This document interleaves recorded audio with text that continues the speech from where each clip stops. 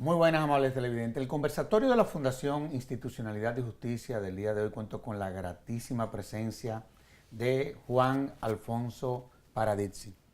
En nombre de la Fundación, profesor, gracias por haber atendido a la invitación de esta novena jornada sobre Derecho Administrativo y Derecho Público en sentido general, y también por haber correspondido a la invitación a este conversatorio de la Fundación Institucionalidad y Justicia. Muchísimas gracias. Muchas gracias a ustedes por su amable y gentil invitación y encantado de estar en su programa. Cuando uno ve cómo ha venido evolucionando, digamos así, el constitucionalismo, yo diría que en el mundo, pero nos vamos a enfocar en América Latina, hemos visto que todos nuestros países han pasado de una constitución liberal, digamos así, a constituciones que se fundamentan sobre la base del Estado social y democrático de derecho. ¿De qué es de lo que se trata? ¿Qué fue lo que cambió del Estado liberal al Estado social y democrático de derecho en nuestras constituciones? Sí, muy interesante la pregunta. Yo creo que el Estado social, ese cambio al cual tú te refieres, el Estado social es un Estado prestacional. Claro. Eso quiere decir que es muy importante las prestaciones para las personas, las prestaciones y servicios públicos para las personas, para los ciudadanos.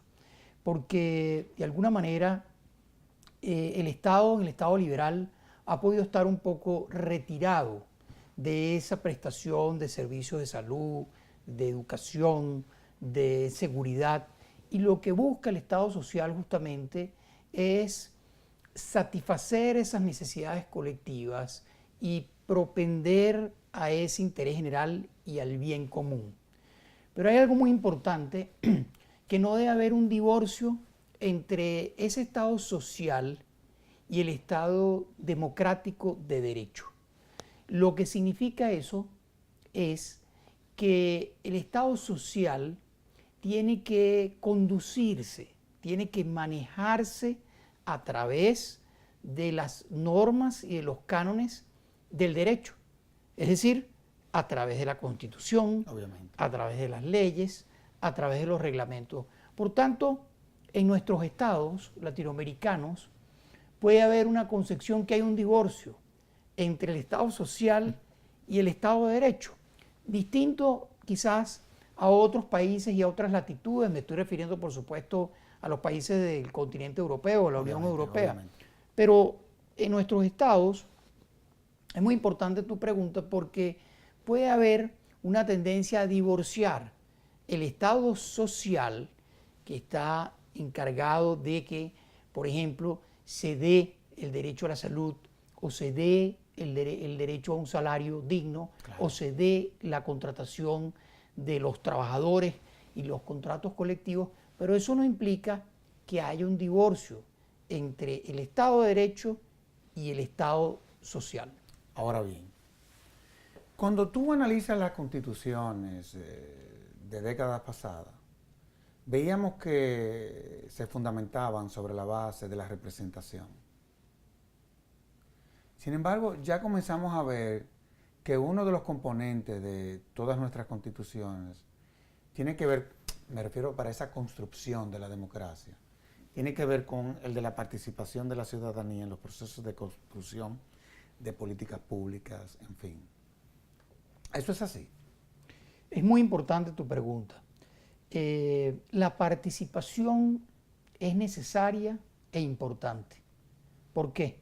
Porque si no, hay una imposición de parte del Estado o de parte de la administración pública, de sus funcionarios, que con prepotencia o no, de manera unilateral, pueden determinar cuáles son las necesidades que tienen los ciudadanos. Y por eso es muy importante la participación social y la participación de los ciudadanos. Eso no debe ser algo discursivo y algo que sea una entelequia, claro, abstracta. No, la participación hay que decretarla, claro, hay que establecerla en la Constitución, pero hay que instrumentarla. hay que establecer procedimientos claros donde haya una conexión con la gente, donde haya un vínculo con las comunidades menores, con las sociedades, con las ciudades, para que la ciudadanía realmente esté participando. Eso se puede hacer a través de referéndums sobre leyes locales, sobre ordenanzas, a través de leyes, a través de procedimientos de participación para reglamentos, para normas generales. Hay algunas constituciones que establecen la participación para el establecimiento o algunas leyes para el establecimiento de cualquier norma. Y si esa participación no se cumple, vamos a suponer, vamos a afectar a el gremio médico o vamos a afectar a los abogados. Entonces, para que haya una ley realmente que no esté predeterminada por la administración pública o un reglamento determinado por la administración pública, se da ese derecho de participación. Surge en principio, por ejemplo, el momento de indignación. Claro. De millones de personas, el derecho de indignación que ha sucedido en algunos países por una determinada decisión o por una determinada normativa, pero también...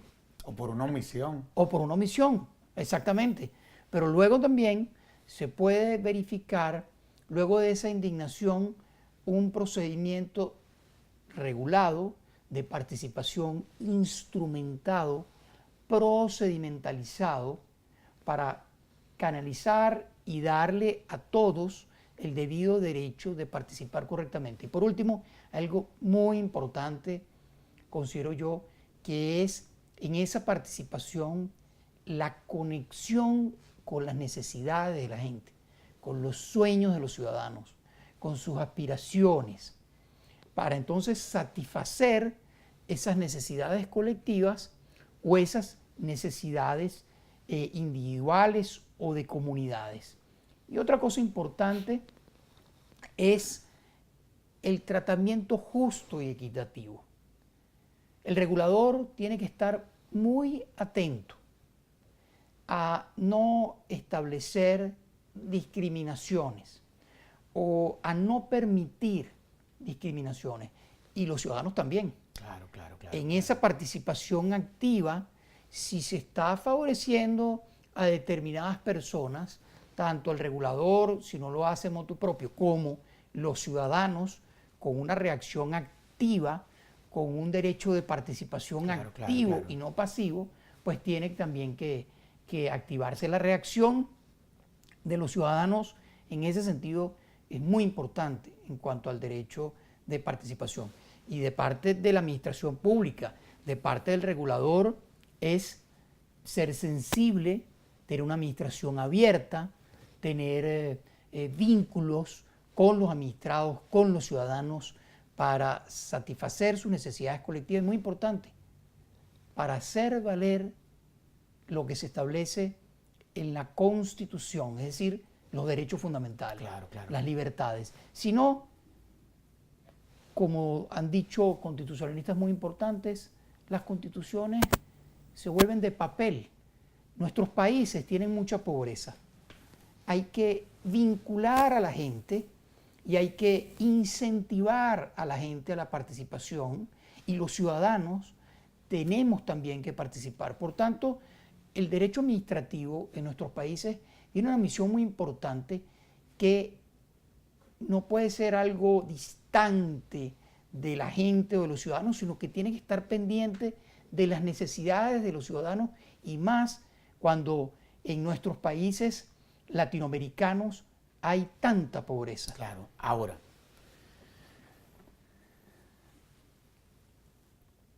cuando uno analiza los modelos políticos que se han instalado en muchos de nuestros países, que se fundamentan sobre la base del clientelismo, el populismo, y que eso ha tenido un impacto altamente negativo en todo lo que es esa concepción ideal de lo que debe de ser una buena administración, digámoslo así. Sí. Y cuando uno ve cuál es la función del derecho administrativo, que es la de someter al orden a la administración, digámoslo de esa forma. ¿Qué ha pasado en América Latina? Que fue que la implementación del derecho administrativo fracasó. ¿Qué fue lo que pasó? Porque a fin de cuentas todos estamos sometidos a un orden, incluyendo la administración. Y hemos visto que de nuestras constituciones se establecen una serie de principios, una serie de normas y como tú decías, también se diseñan las instituciones que lo van a garantizar. Pero ¿qué fue lo que pasó? Que hemos visto cómo los modelos políticos han ido más allá de lo que las propias constituciones establecen y de lo que las propias legislaciones en nuestros países también contemplan. ¿Qué es lo que está pasando en América Latina? Muy importante esa pregunta y esa reflexión que subyace en tu pregunta. Y tú dijiste una palabra, yo creo que el clientelismo, el populismo. Porque eso nada más sirve para propiciar la miseria y la ignorancia. Claro, Eso claro. no sirve para más nada. Así es. Y se trata en los supuestos sistemas democráticos a través del clientelismo y del populismo, se separa de muchas de esas normas que prevé la Constitución y esos principios y valores, los cuales hay que defender y propender, y trata de, a través del clientelismo, a través de dádivas mecánicas, a través de dar el pescado y no enseñar a pescar, es muy importante.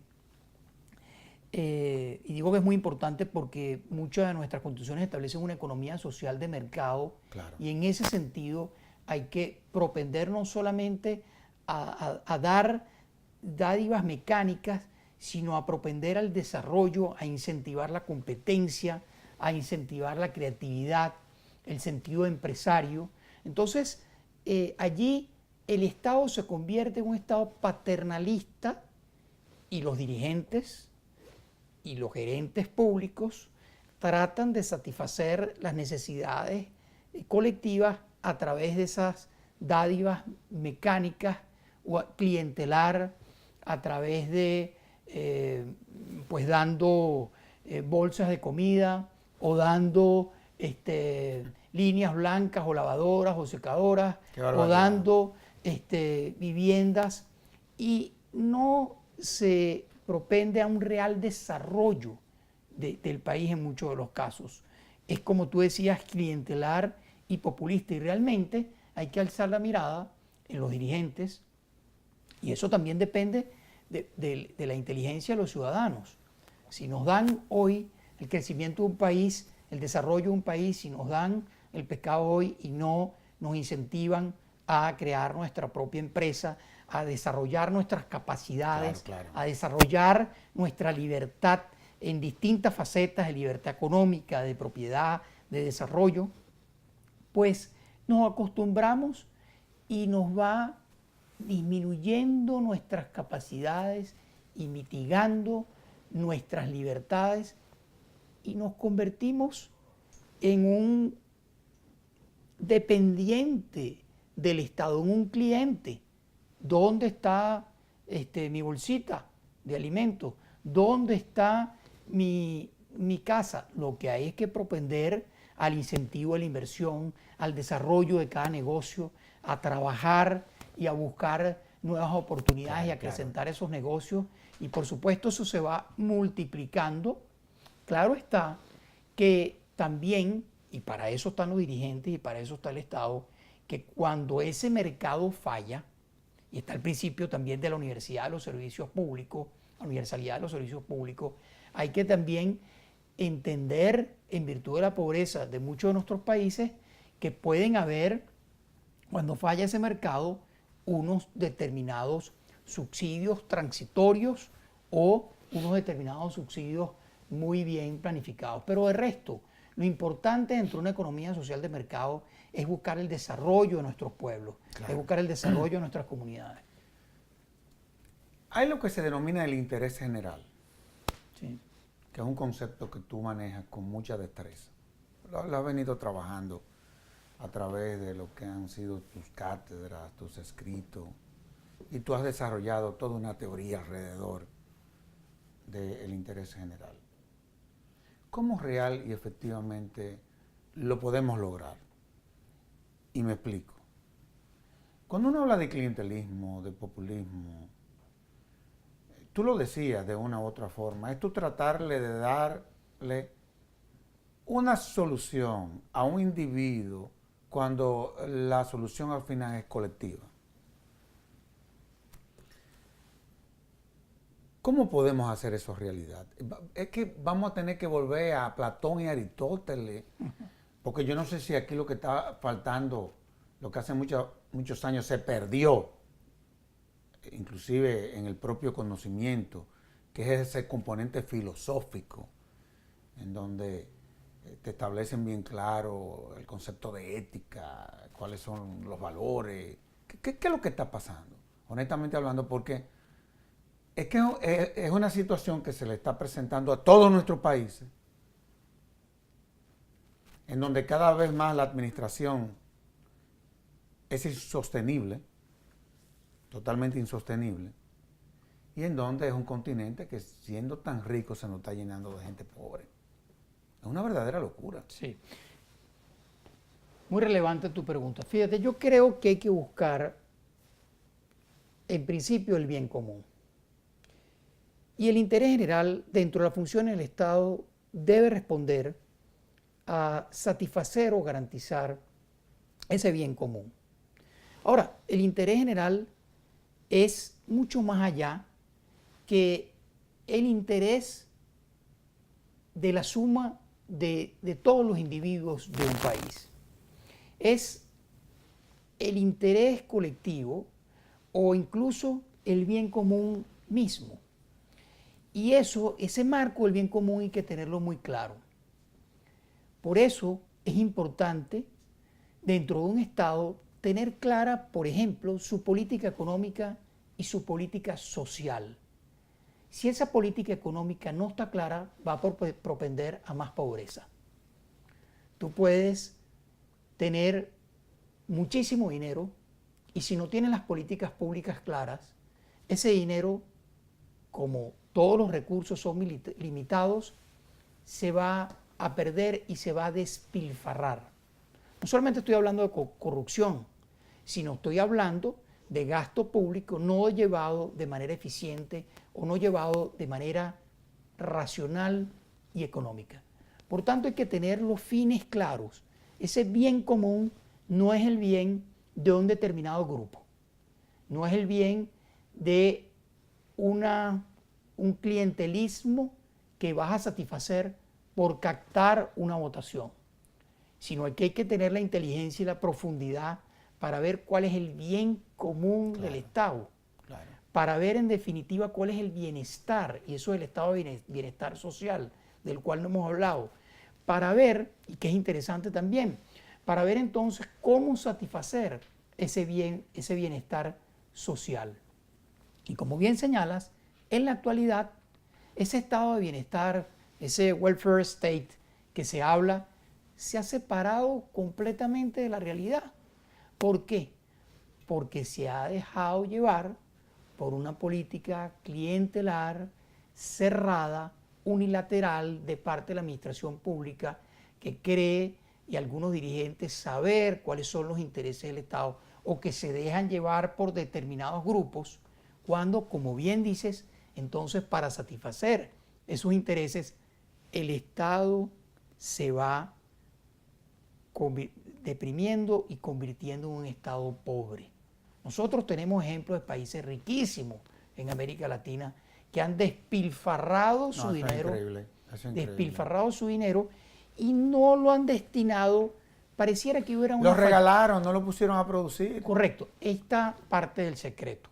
Cuando yo hablo de intereses y valores superiores, claro, es no despilfarrar y tener políticas productivas.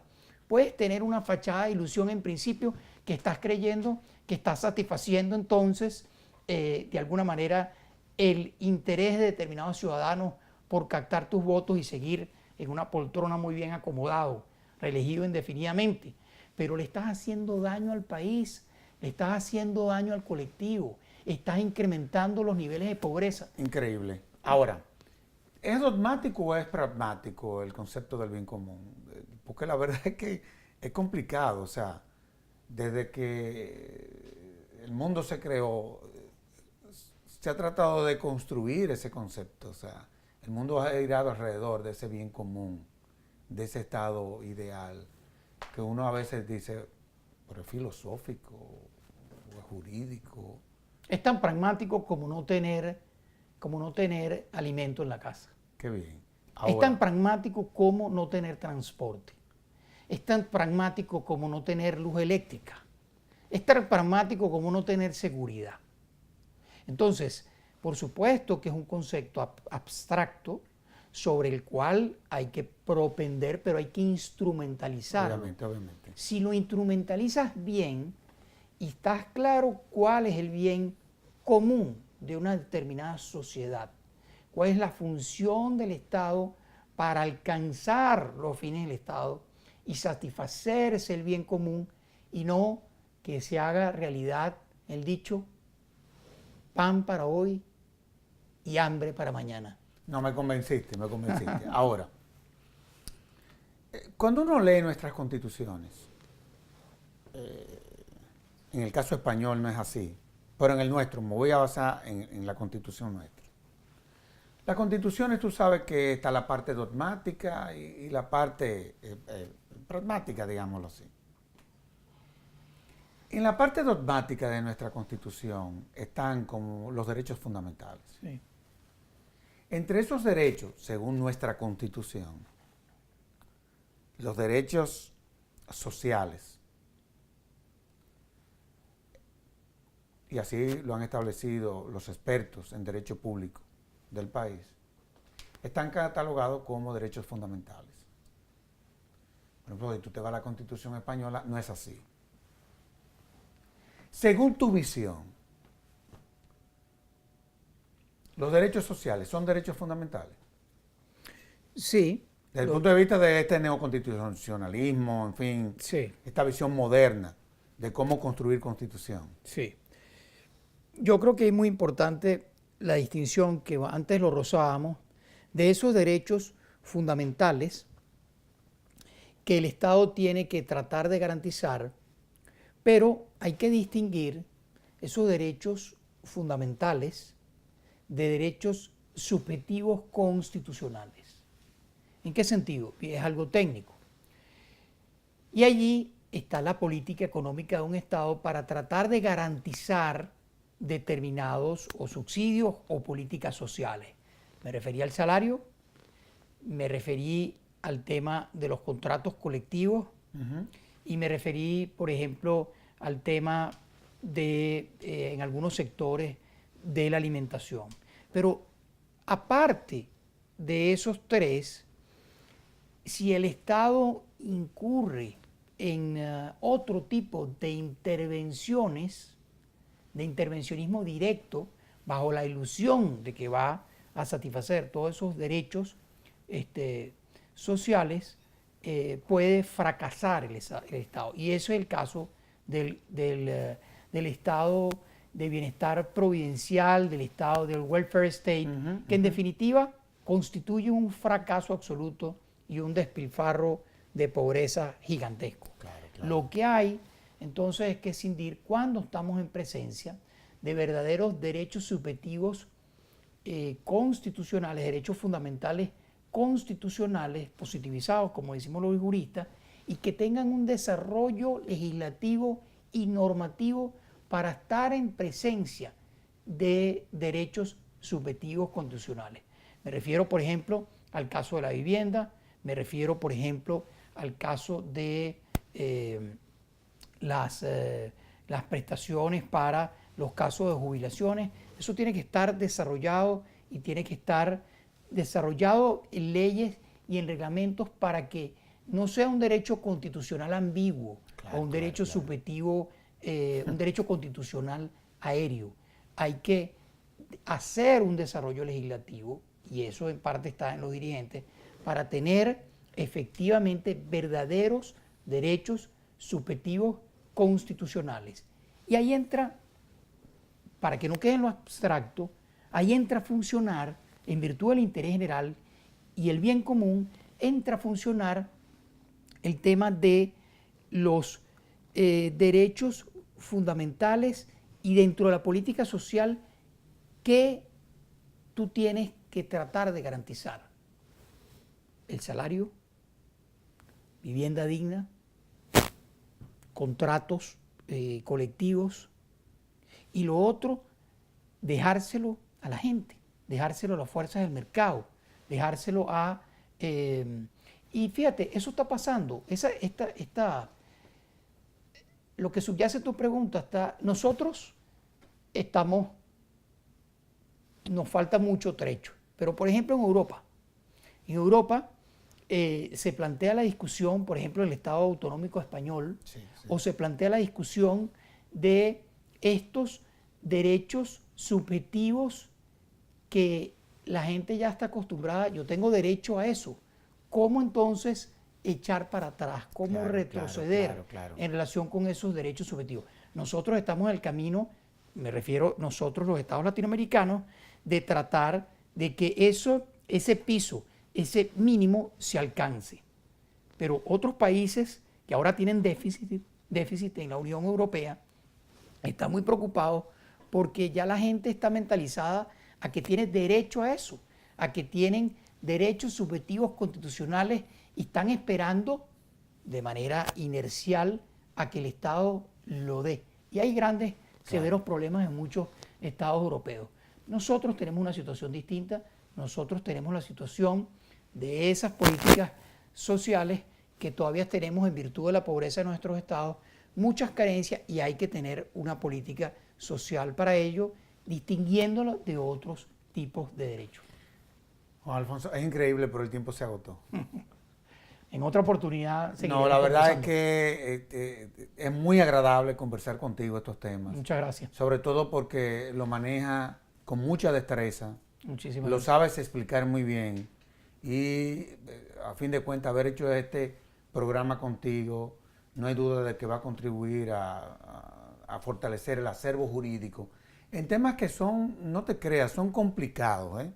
Así Son muy es. complicados, no solamente desde el punto de vista conceptual, sino llevarlo a la práctica. Sí. No son fáciles, así Así que es. te Muy lo amable. agradezco. Muy amable, muchísimas gracias por la gentil invitación a este programa. No, gracias a ti.